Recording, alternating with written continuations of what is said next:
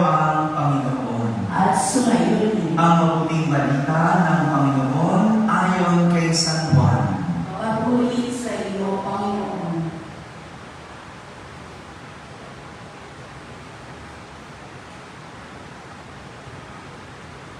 Noong panahong iyon, sinabi ni Jesus sa mga Pariseo, "Ako'y gayaon, hahanapin ninyo ako, ngunit mamamatay kayo sa inyong mga kasalanan. Hindi kayo makapupunta sa paroroonan ko." Sinabi ng mga Hudyo, magpapakamatay kaya siya, kaya niyang sinasabing, hindi kayo makapupunta sa paroroonan ko? Sumagot si Jesus, kayo'y taga-ibaba, ako ay taga-itaas. Kayo'y taga-sanlibutan ito, ako ay hindi. Kaya sinasabi ko sa inyo na mamamatay kayo sa inyong mga kasalanan. Mamamatay nga kayo sa inyong mga kasalanan kung hindi kayo maniniwalang ako ay si Ako nga. Sino pa ba? Anong nila? Sumagot si Jesus, ako ay yaong sinasabi ko sa inyo mula pa noong una. Marami akong masasabi at maihatol laban sa inyo. Ngunit totoo ang sinasabi ng nagsugo sa akin, at ang narinig ko sa kanya ang ipinahahayag ko sa sanlibutan. Hindi nila naunawaan na siya ay nagsasalita tungkol sa Ama. Kaya sinabi ni Jesus, kapag naitaas na ninyo ang anak ng tao, malalaman ninyo ako'y si Ako nga. Wala akong ginagawa sa ganang sarili ko lamang. Nagsasalita ako ayon sa itinuro sa akin ng Ama, at kasama ko ang nagsugo sa akin. Hindi niya ako iniiwanan, sapagkat lagi kong ginagawa ang nakalulugod sa Kanya. Marami sa nakarinig dito ang naniwala sa Kanya. Mga kapatid, ang mabuting balita ng Panginoon. Pinupuri ka natin, Panginoong Jesucristo, magsiupo ang lahat at makinig sa umilihan. Isang magandang umaga po sa inyong lahat. Magandang umaga po, Father. Magandang umaga rin sa lahat ng mga nasa barangay na nakakapakinig ng ating banal na misa. Sa lahat ng mga nasa tahanan na nagsisimba via online at sa lahat ng nasa abroad, isang magandang araw po sa inyong lahat. Kasama kayo sa aming banal na pagdiriwang dito sa ating parokya. Patuloy si Jesus sa pagbibigay ng premonition sa kanyang sasapitin at sa mangyayari sa kanya sa darating na mga araw. Premonition. Kung kahapon, nagbigay siya ng premonition at inihalintulad niya ang kanyang sarili sa isang ilaw.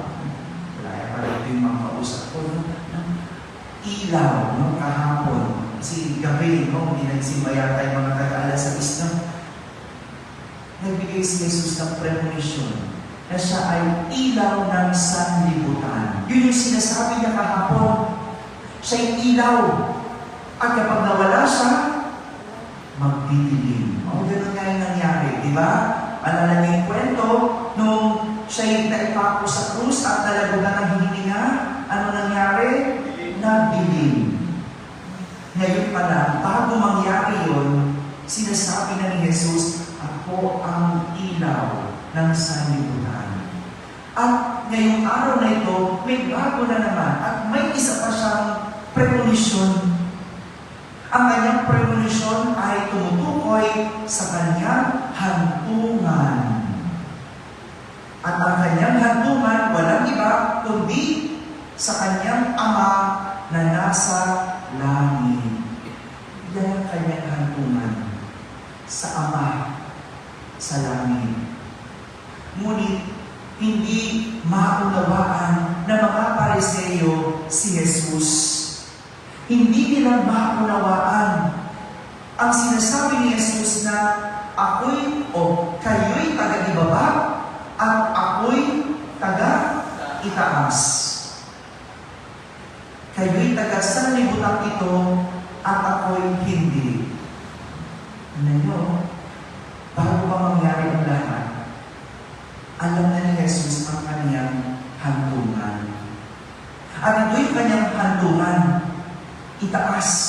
Sino nasa itaas? Ang kanyang Ama na nasa langit.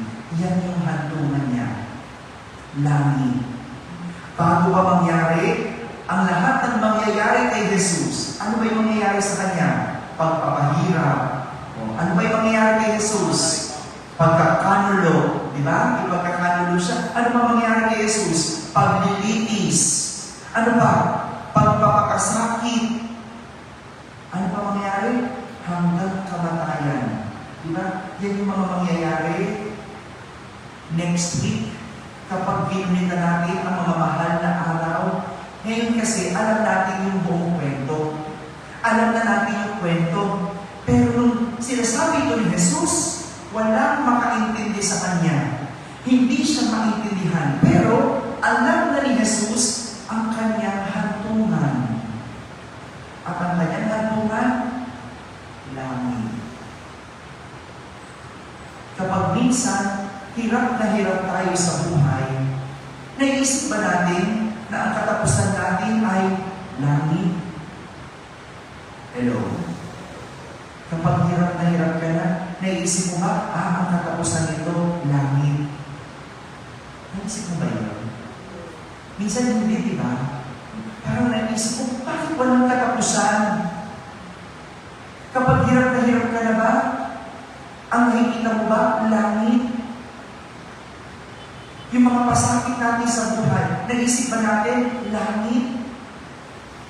Nalala ko, minsan, yung nagpa-counseling sa akin, sunod-sunod yung dagok ng kanyang buhay, at ang tingin niya sa kanyang buhay ay impyerno. Sabi mo na ba yun minsan? Yung dahil sa hirap ng pinagdadaanan mo, walang katapusan, nakita mo ang buhay mo bilang impyerno. Pakiramdam niya, siya'y pinarurusahan at hindi na siya nakakakita ng pag-asa. Di ba minsan gano'n? Yung paghirap na hirap ka na, wala namang langit. Yung parang walang katapusan. At parang hindi ako pinagpapala. Parang walang biyaya. Ito pinapakita sa atin ni Jesus sa kanyang premonition na bago pa man mangyari ang hirap, bago pa man ang pasakit, bago pa man ang kanyang kamatayan, sinasabi niya sa atin ang kanyang hantungan. Ang hantungan, langit. Alam ko, ang hirap sabihin ng langit kapag hirap ka na. Hindi ba? Parang magulang. Yung magulang na sinasabi sa anak na, anak, sige lang, mag-aral ka lang mabuti. Pero yung anak, hirap na hirap. Parang pakiramdam nila, pinarurusahan sila. Yung mga kabataan ngayon, ano, di ba? Pag ang dami-daming project, akala mo naman, hirap na. Akala mo naman, pinarurusahan. Hindi mo maintindihan sa ngayon, yung sinasabi ng magulang mo, na kailangan mo mag-aral. Hindi mo maintindihan ang dahilan.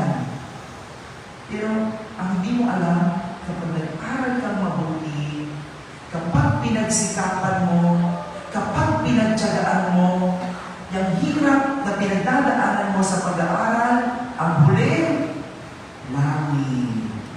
Magandang buhay, may trabaho, magandang profesyon.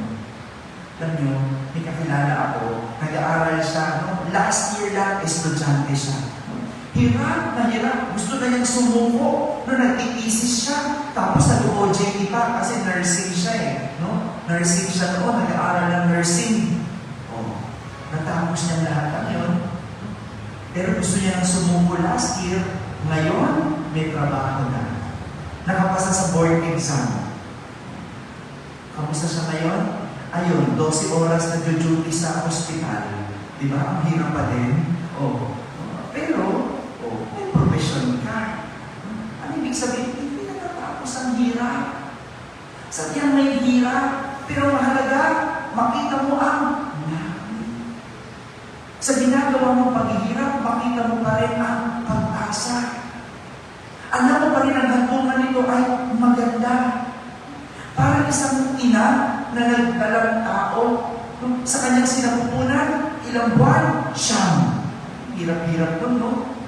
Yun nga lang walang laman yung tiyan mo, hirap-hirap na eh. Yung may laman pa. At ang laman, sanggol, di ba? Bigat na bigat ka na, tapos manganak ka, no? Walang kung gano'ng kasakit panganak. Pero sa mga napapanood ko sa pelikula, di ba? Sumisigaw pa, di ba? Pero pagkatapos ng lahat ng yun, langit. Kahit yung mga kababayan natin na nasa abroad na nagtatrabaho, tayo dito, tingin natin sa kanila, nasa langit sila. Mabuti pa kayo dyan sa abroad, ang ganda ng buhay. Maganda pa kayo, mabuti pa dyan, ang taas ng sweldo. Hindi natin nakikita yung hirap nila. Hindi natin nakikita yung mga sakripisyo nila, yung mga pangungulila nila. Pero yung mga nasa abroad, umaasa sila, alam nila, pagkatapos ng lahat ng ito, makaipon lang ako, matapos lang ang kontrata ko, may nakikita. May magandang kahihinatnan, may magandang buhay. Hindi tulad ng mga Israelita sa ating unang pagbasa. Yung mga Israelita sa ating unang pagbasa, inalis sila ni Moises sa Ehipto. Ano meron sa Ehipto? Pagpapahirap, pagpapakasakit. Iniligtas sila at sila'y naglalakbay sa disyerto. Ngunit sa kanilang paglalakbay, nahirapan sila. Siyempre, ang hirap sa disyerto, mainit, halos walang tubig, pero walang pagpaparusa, walang pagpapaalipin, walang pagpapahirap. Pero ano nangyari? Tinignan nila yung kanilang pagdurusa bilang parusa. Kaya sinumpa nila ang Diyos. Sinumpa nila si Moises. Inalis mo kami sa Ehipto. Mahihirapan lang din naman pala kami dito. Ano nangyari? Pinadalan sila ng ahas at pinagtutuklaw ang mga reklamador. Yan ang mangyayari sa mga reklamador sa hirap. Walang langit na matatanggap. Sa iyang buhay ay mahirap. At hihirap pa yan kung ikaw ay magre-reklamo. Pero kung ikaw ay sa kabila ng hirap, magiging matuwid, mabubuhay ng mabuti, susunod sa Diyos, ang katapusan, sigurado, langit. Hindi lahat ng naghirap, langit ang katapusan. Yung iba kasi naghirap pero nandaya. Hello. Di ba? Marami yan. Naghihirap ngayon, kaya anong gagawin? Mandadaya. Ang hirap mag-review, ang hirap mag-aral, anong gagawin? Mandadaya. Mamumopya na lang. Ay, walang langit dyan. Yung nahihirapan ka ngayon, ang hirap magtinda, anong gagawin? Mandadaya. Anong katapusan niya? Ay, walang langit dyan. Kung naghihirap ka, gawin ang paghihirap ng mabuti, ng mabuti. Lumaban ng atas. At ang huli, langit. Mga kapatid, ang langit ay hindi madaling marating. Kaya kapag madali ang lahat, hindi kasiguraduhan na langit ang katapusan. Dahil ang langit ay hindi nakukuha sa dali, hindi nakukuha sa hirap ng pinagdadaanan. Ito ay nasa pagiging mabuti sa kabila ng hirap at pasakit na hinaharap.